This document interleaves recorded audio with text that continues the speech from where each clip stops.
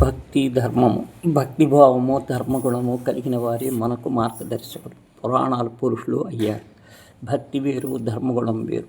ధర్మగుణం లేని భక్తి శోభించదు, జయించదు. కానీ భక్తి లేకున్నా ధర్మగుణము సర్వత్రా విజయం సాధిస్తుంది. తల్లిపై ఎంత ప్రేమతో భక్తిభావంతో దుర్యోధనుడు యుద్ధరంగానికి ముందు గాంధారి ఆశీస్సులు కోరి నమస్కరించాడు. ఆమె యతో ధర్మ తతో జయ అని దీవించింది. ధర్మం ఎక్కడుంటే అక్కడ జయం ఉంటుంది అని ఆశీర్వదించి చివరికి ధర్మమే గెలిచింది. దాన్ని ఆశ్రయించిన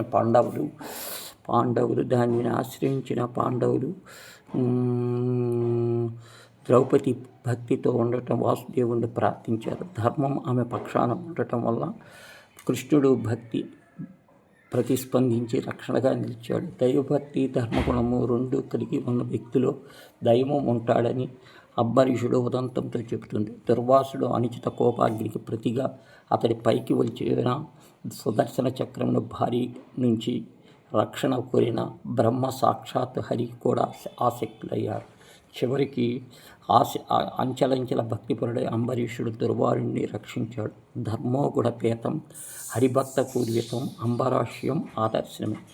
ఎంతో దైవభక్తి కలిగి ఉన్న ధర్మగుణము లేని వారికి నిర్వర్తకంగా మారుతుందని లంకాసురుడు నిదర్శనం. రావణాసురుడు పరమశివ భక్తుడు, సర్వకళాకోపితుడు. కానీ పరస్త్రీని చేర్చటం ద్వారా దుర్మార్గుడయ్యాడు. అచంచలమైన భక్తి అతన్ని రక్షించలేకపోయింది.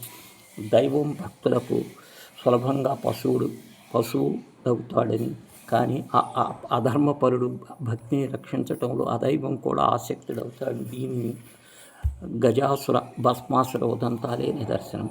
ధర్మగుణము అంతిమ విజయాన్ని సాధిస్తుందని మహాభారతం స్పష్టంగా సందేశిస్తుంది. ధర్మరాజు ధర్మగుణాన్ని అవలంబించాడని, అందుకు తగిన ప్రతిఫలాన్ని అందుకున్నాడు. అలాగే కురు పితామహుడు శ్రీకృష్ణ పరమాత్ముడు విష్ణు సహస్రనామాన్ని అందించాడు ఘనత భీష్ముడిది. అయినప్పటికీ ఆదర్శవంతుడైన దుర్యోధనుడికి ఆయన అండగా నిలబడ్డాడు.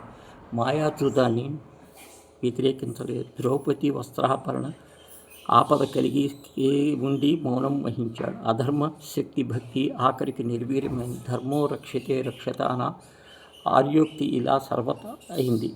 నేటి ఆధునిక కాలంలో ప్రజాబాహుల్యం ఎక్కువగా కనిపిస్తుంది. అయితే స్వచ్ఛమైన భక్తి మాత్రమే శక్తివంతమైంది. ఇప్పటికీ రోజుల్లో అలాంటి ప్రతిఫలాక్షేప లేని వ్యక్తిని ఊహించటం కూడా కష్టం. మానవ సేవయే మాధవ సేవ అని నానుడి అనుసరించారు. అరుదును తారసపడుతూ ఉంటాడు. వారికి కలిగే ధర్మమూర్తులు వారు దీర్ఘకాలిక విజయాలను ఆదుకుంటారు. పరుల పట్ల ఈర్ష్యాద్వేషాలు లేకపోవటం, సాటివారి శ్రేయస్సు కోరటం, ఆపన్నులను ఆదుకోవటం ఇవే ధర్మ సూత్రాలు. ఆ ధర్మగుణాలే ప్రకాశిస్తాయి, సత్ఫలితాలు